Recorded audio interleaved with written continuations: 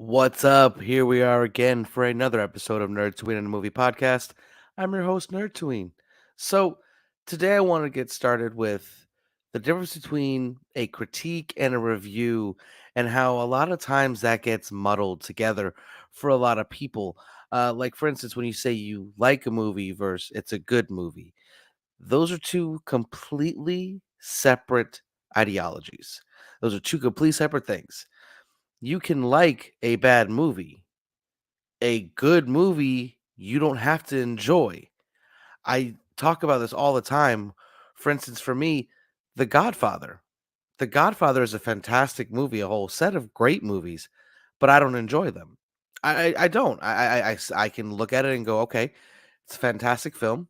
It's just not for me. I can separate my own personal biases from my critique of the film. Also, conversely, like Green Lantern. That is a shit show of a movie. Just about anyone involved or anyone who watched it will agree. But I love it. It's so cheesy, it's great, and I love Ryan Reynolds, so I think we all love Ryan Reynolds, but I still enjoy that movie to this day, even though it's crap. And I don't know where or when the definition got lost, but I'll say this. I know that the Batman versus Superman Discord, BVS, was where I really started to notice it because people were saying that because they liked it, it was a good movie. Now, BVS had a lot of issues.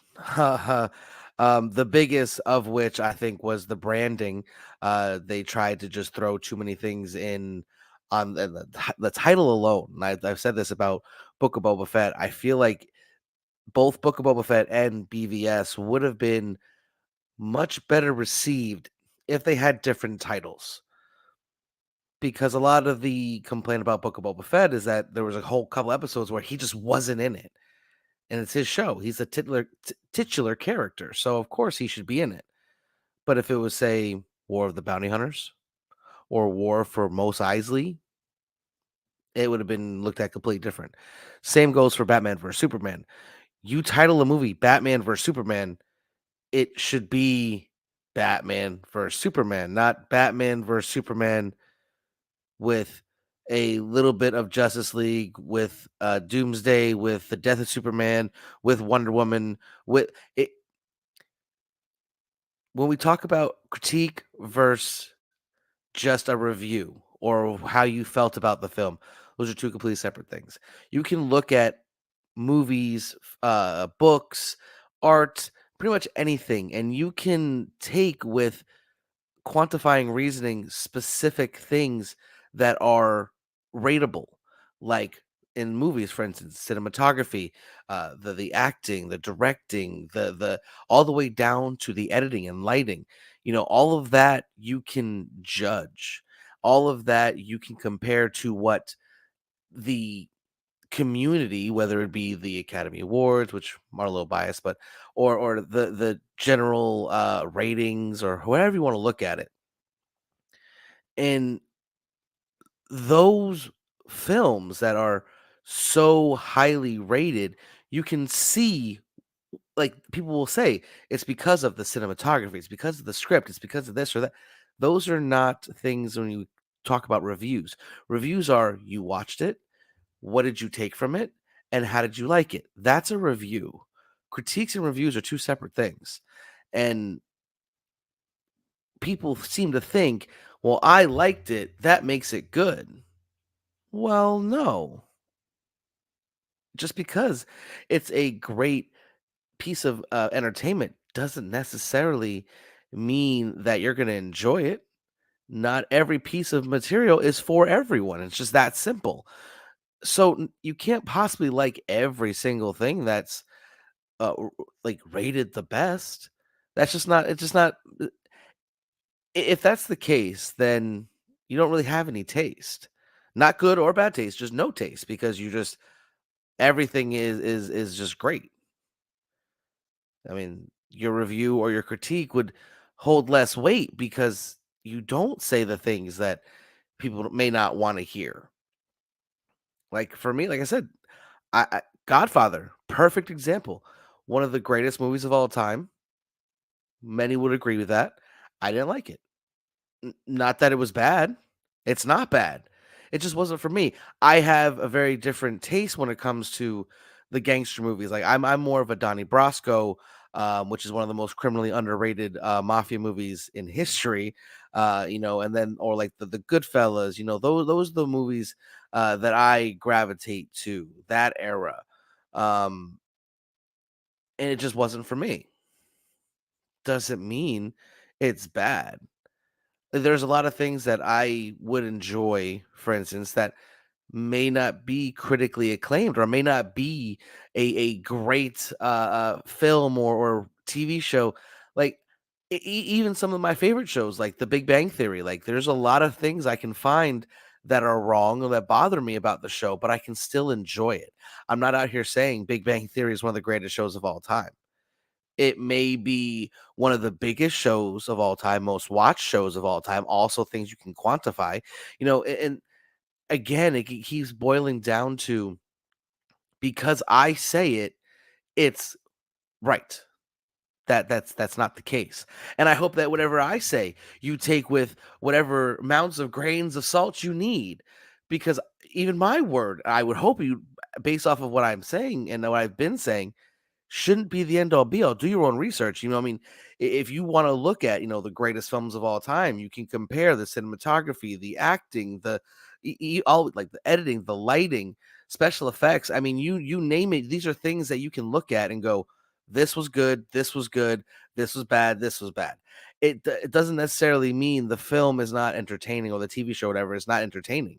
It doesn't. I enjoy Batman versus Superman, even though I can look at it and go, it's a mess. The plot has so many holes. I mean, if one thing went left or right on Luthor's plan, none of it would have happened. I mean, and you're banking on the fact that Superman would not just talk to him; he would just say his name over and over again. I mean, come on. I mean, it was it was false engineered friction, and like there was just a lot wrong with it, and you can those are not things that take away from the entertainment value. Or another good example would be Avengers Infinity War versus Endgame. Infinity War is by far the better film, but Endgame was far more entertaining. Those are no slight on either one of those films. I mean, they're great. I love both of them. But if you want to look at like true all the way down to the story, the plot, the acting, the cinematography, the CGI, everything in Infinity War was almost perfect. Almost. There's a few little. I mean, obviously nothing's perfect, but I mean, it was pretty good. That was one of the top MCU installments to date. Still, and then Endgame just gave us everything we wanted, all the crowd pleasing events, and then the fun, wacky hijinks through time. All of that stuff was fun and great. And again, not to take anything away from that film, but if you're looking at which one was better, I mean, quality wise, acting wise, in almost every manner, it was Infinity War was better. Now, before I move on, all I'll say is about Infinity War. What I wish they would have done more than anything is had the snap in Infinity War end like the issue in the comics where Thanos snaps, fade to white, end of comic. They should have ended it right there. Because then we wouldn't be able to go, we know who dies. Like, like the whole thing is like when they're talking about like all these people that are dead, like, well, we know they have sequels coming up. So obviously they're coming back. You know what I mean? Like, we would have had no idea who was the ones that were actually snapped. And I think that would have been a far more bigger impact to the start of Endgame to put us back in that mode. Not that the the Barton family getting snapped didn't do that as well, but I digress. Um, but again, we have a lot of people who will do a review and actually claim it's a critique. I do a lot of critiquing in my reviews because that's part of the metric that I use to review the film or whatever property I'm reviewing at the time. I have watched a lot of film, whether it be movies, TV shows, musicals, Broadway, you name it. I mean, I've experienced most forms of entertainment, and loved pretty much all of them. So, and while I won't claim to be something I'm not. I'm not, a film historian. I'm a film buff. I'm a film nerd. Like I can't help myself. Like these are things that I have always enjoyed doing, just rewatching and finding every little detail. And I'm realizing now that not many people do that. They watch a thing once or twice and that's the end. And me, if I can't watch it 3 or 4 or 5 times, then it's probably not as good as, or I don't like it as much as I might say I did. Like, shows like Big Bang Theory with all the faults that it has, I watch that on repeat. That How I Met Your Mother, Sons of Anarchy, like, these are shows that I will just hit Supernatural, I'll just hit play and watch the entire series over and over and over again.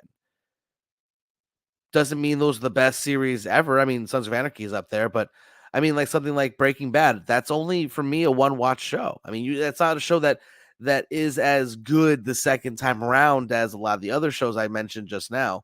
And again, not saying that they're better or worse.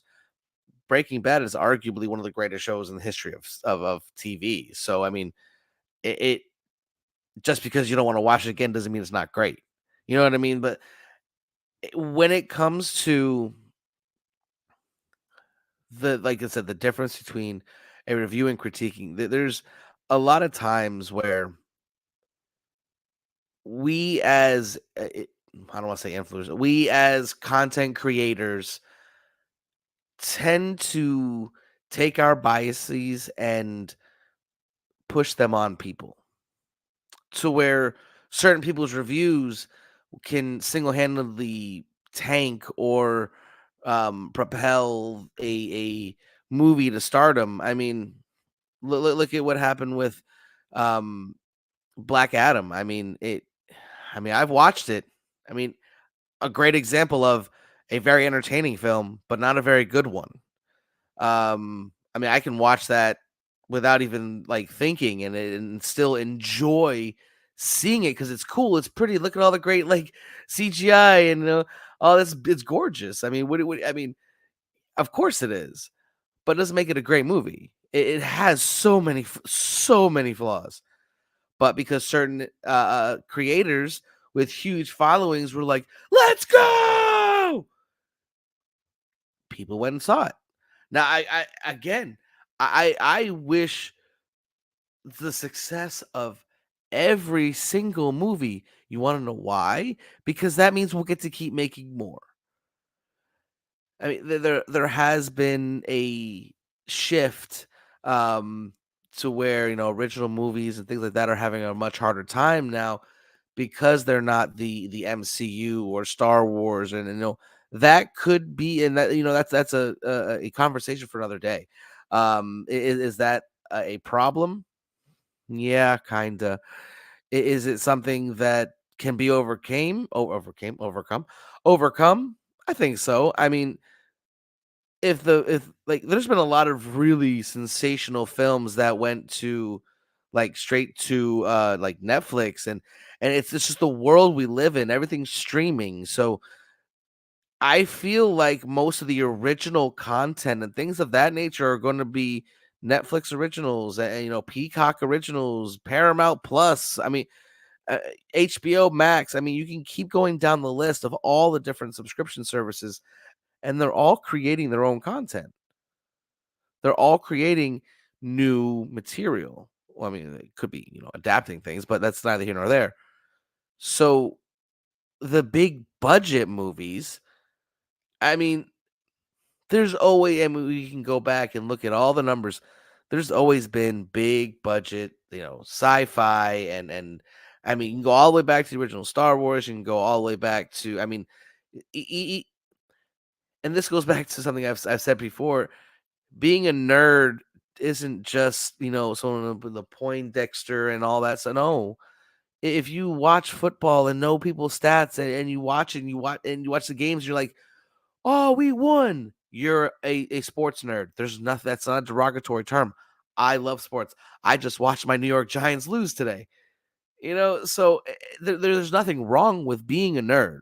And I think now that the nerds have won, I think it's starting to get a little bit more acceptable. And I have to digress again. Kidults, um, I think it's very funny that there's a whole generation of kids who are now adults with full-time jobs and buying the things they want instead of investing in what previous generations may have thought was the most important thing. If I want to buy a toy,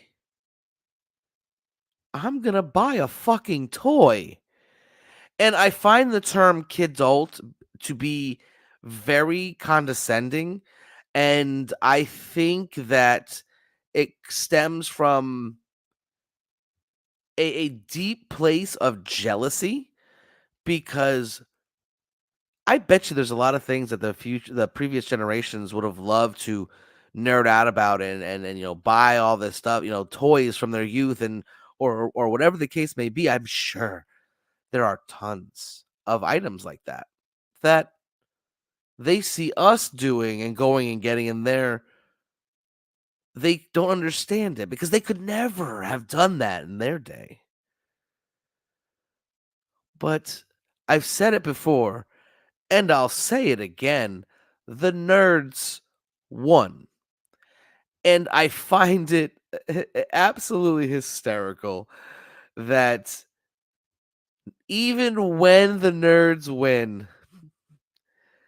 the cool kids have to try to mess up the party.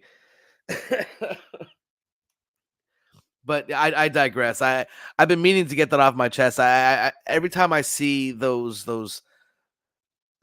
news story about kidults and buying toys and shit. Well, you know what doesn't like depreciate value? Buying things you like. Because even if something you buy is expensive and it loses its value, say like, let's say you buy a comic book at $80, but it's a comic book you've always wanted, and then the value drops, and you get to keep that book. It still has value. I would argue even more value to the person who has it. Like, there was a great question asked on Instagram about your collection. Will it ever truly be complete? And the answer for me is it's not that simple, because there are certain books like a Hulk 180, 181 that I could have no other books and my collection would feel complete. But I would always be buying and selling because I sell comic books. And shameless plug, check out my live shows on Drip Shop Live. It is a competitor to a lot of the other apps you might know. It has a very wide range of items, and the comics sector is growing every single day. And I hope to see you out there. The links will be in the little description down there. I'll be in my link tree. Um, but back to critiques and reviews. I find that there are many people um, who will review something and make you think one way or another about the film. I whenever you hear me do a review, it's always my take. Like if I do a comic book review, that's why I don't do ratings, because I don't want there to be a rating scale for things that I like. I tell my thoughts about what I read and what I like, things I liked about it, and move on. And recommendation, like I did an Obi-Wan Kenobi #1 review, and I recommended, if you're a fan of Obi-Wan Kenobi, you should get this book. That's the end of my review.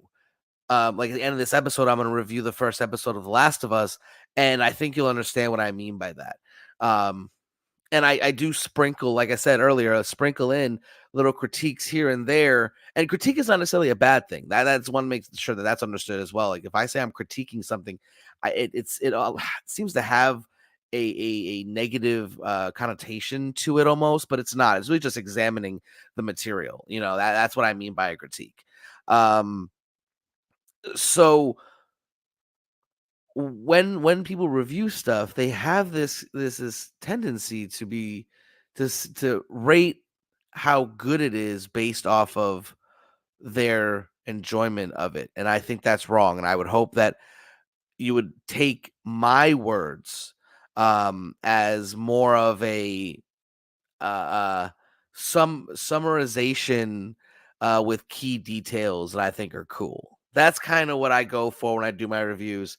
But there is a very big difference between a review and a critique for me. And I mean, I can keep bringing up like was it Starship Troopers movies? That's a horrible mess, but it's a cult classic.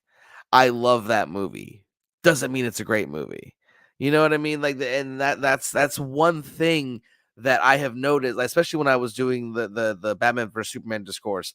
It was like, well, it's my favorite comic book movie, and it's good because it had Superman and Batman. Well, okay, that's your opinion, but if you look at it from the script, the acting, the story, it fails on so many levels.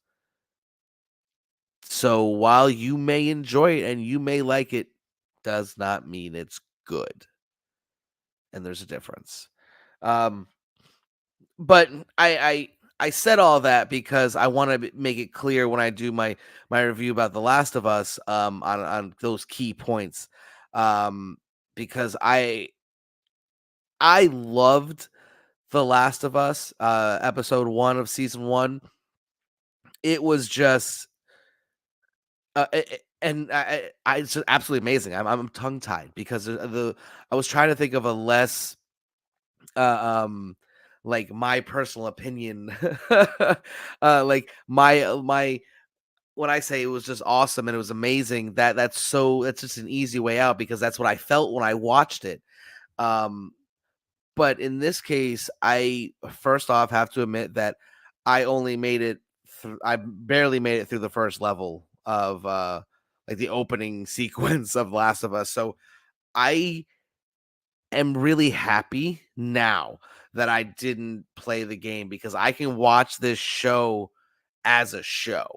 I won't be expecting anything. I won't be prepared for anything. And I think if I didn't play that opening scene, I would have liked the first episode even more. Um, which is saying something because I thought it was. I've every time I watch it, I feel the same way. I feel like it's one of the best opening episodes I've ever seen. Like it hooked you, it gave you action, gave you suspense, gave you horror, gave you a lot of things in one episode, and it is a lot longer than majority of other episodes. First episodes would be so that is a little bit of it. Um, but this was absolutely fantastic. Um, down to like little tiny details, like in the car, when they're like trying to flee, where it's his daughter, him, and his brother in the car, right? Or I mean, it's his friend, maybe it's his uncle. I honestly I don't know the whole story, so I can't. I'm not. I don't really know the relationship there. I'm just going off what I saw in the show. And she's asking questions and Pedro Pascal is looking back and answering. You're literally looking through her eyes and experiencing that in such a like focalized and like central way. It puts you in the middle of the story, and that was just fantastic. And it's not easy to do a horror show and have true suspenseful horror.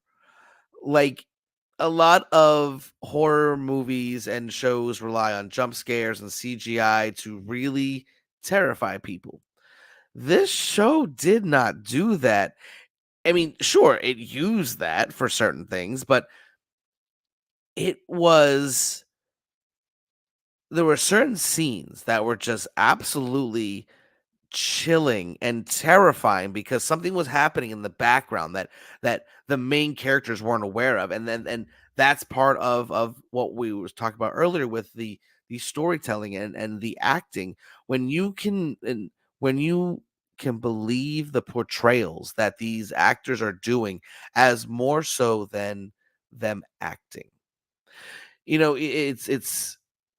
I find it interesting when actors, if they're in a sitcom and they're pretending to be an actor, they overact so that it can you can tell that they're acting as an actor and not acting. And the emotions, and the dread, and you can feel the pain, and in certain scenes where you actually can feel the anxiety and the strain of the characters when they're in these scenarios, and it's brilliant. I have said before, and we've had many uh, video game movies and TV shows that just were horrible, and while this one is by far the cream of the crop at the top of the list right now, I mean, you look back at the Sonic movies; those aren't bad considering the fact that they should be horrible. It's a CGI giant hedgehog running around in the real world. It shouldn't work, but it does. And when you look at this show, The Last of Us, it was able to tell this story to while telling the intro of the story, it told you everything you needed to know about the main character, Pedro Pascal's character. You can definitely tell that he is in that empty inside, and but will do anything for the last bit of family he has left. And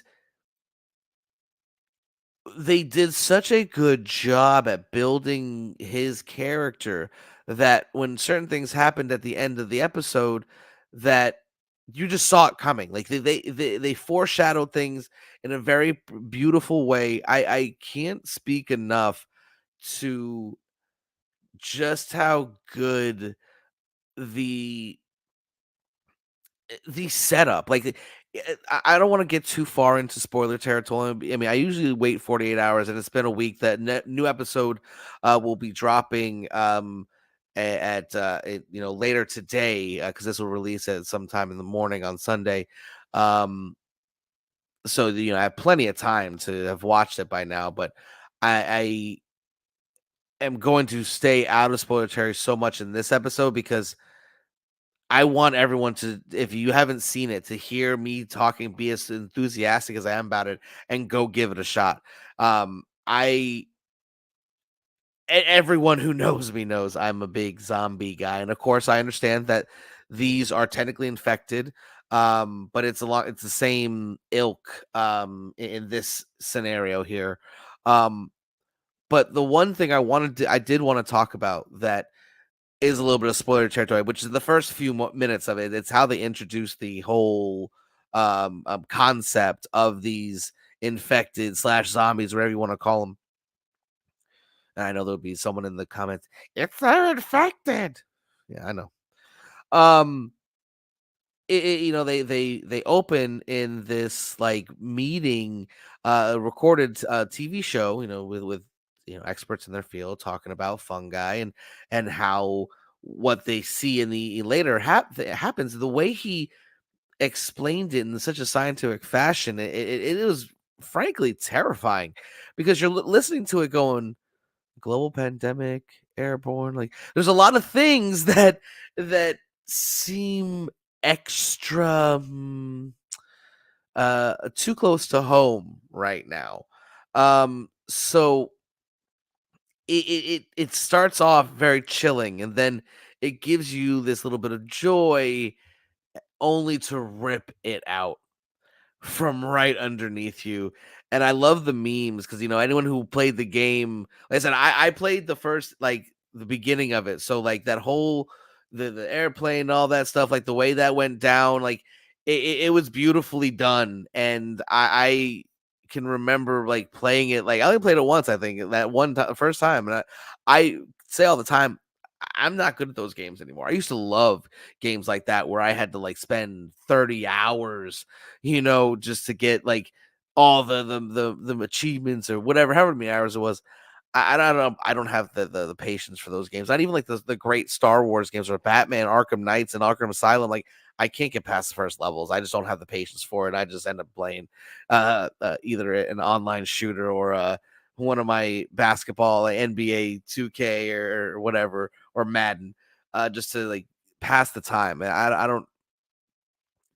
If I have to think too hard about when I'm playing a video game, I don't want to play it. At least that's how I don't have too much time these days to just play video games. So if I have to like really like think and strategize on how like to like beat a level or something, yeah, I'm good. It's whatever. Um which is why this show, I think, is another reason why I like it so much, because I always thought, like, why don't they just like release that? Like, they have all these cutscenes, in these games where like they're pretty much cinematic. Why don't you just like edit them all together and release it as as a movie? But here we are now watching it as a TV show, and from what I hear, there are some subtle differences, but again, excuse me, I I'm dying. There we go. But once again, I when I'm watching this show, I can't help but think how great it is that, because like I said, that first part is very similar to the game, and there was even I saw some clips where when they were talking, in the apartment, he was talking about the radio playing the songs. It's almost shot for shot, and just different like revert like flip side, because I think in the game he's on the left versus on the right in the TV show. um but it's very close to the game, and we're in the golden age, if not like the platinum age of video game adaptations, because even Mortal Kombat, I mean, was that a great film? No, but was it far better than anything we had previously? Yeah. I mean, again, that's another good example of bad films that I like. I mean, Mortal Kombat 1 and Annihilation are both horrible films, but I love them. I'll watch them all day, every day.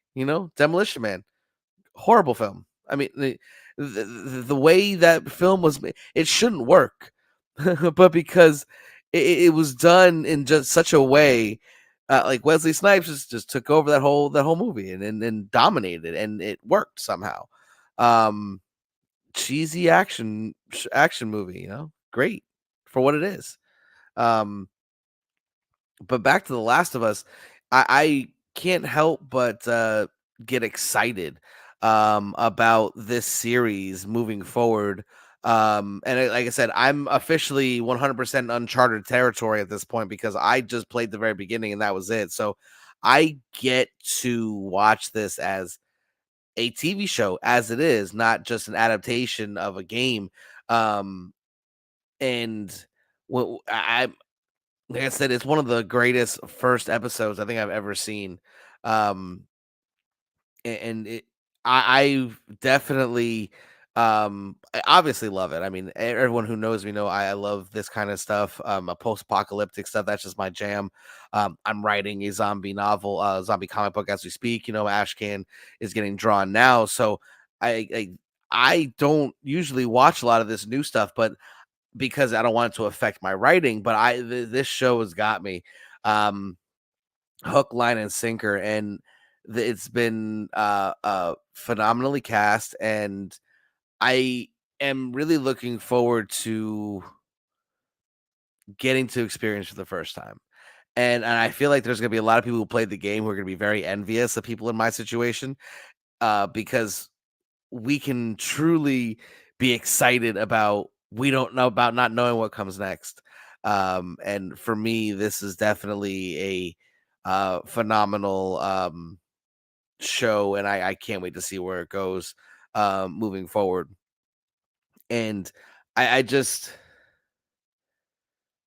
And like, you look at a lot of the scenes in this show, and the specific, camera angles and the lighting and the editing and the acting, it's all absolutely top notch. Like, again, those are things that you can actually look at and grade and critique. And while in this case I love it and it's top notch, I would recommend highly. I mean, unless you don't like post-apocalyptic or any type of zombie or infected type stuff. I mean, if that's not your jam, then I get that. I mean, I don't judge you for that at all. Like, there's a lot of things I don't like, and I would hope that no one would judge me for not liking them. Like The Godfather, for instance. I feel like I'm gonna get so much. Yeah, it's almost a good thing I'm not like a super famous like person right now, because I'd be getting crucified. I'd wake up tomorrow like 5,000 messages. Did you hear this guy said he didn't like The Godfather? What is wrong with it? We can't listen. It's a great film, just not for me. I think that The Last of Us is a great show, and it honestly should be for everyone. Um, I definitely am gonna recommend it to anyone who likes that kind of stuff. I mean, if you're a fan of The Walking Dead, I feel like this is what The Walking Dead wishes it was. It's because The Walking Dead, another show that I watched, loved, and then just I was done. And it wasn't just because Glenn. A lot of people like fell off after Glenn. That it just got worse after that. Um, but there's going to be a lot of great things in store. Please give me a follow if you liked any of my rant today. Please like, share, do all that stuff for the algorithms. Tell your friends you got some nerdy friends, or you know what? If you know someone that's going to come and talk shit, send them my way.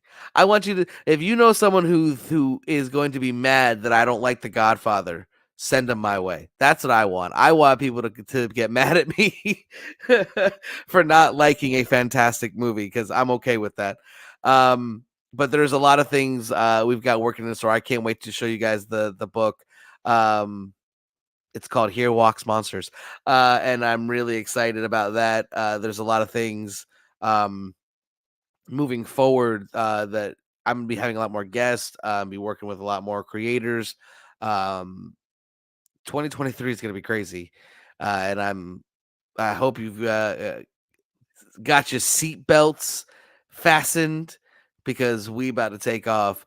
Until next time, everyone. This is Nerdtooine saying, have a good rest of your day.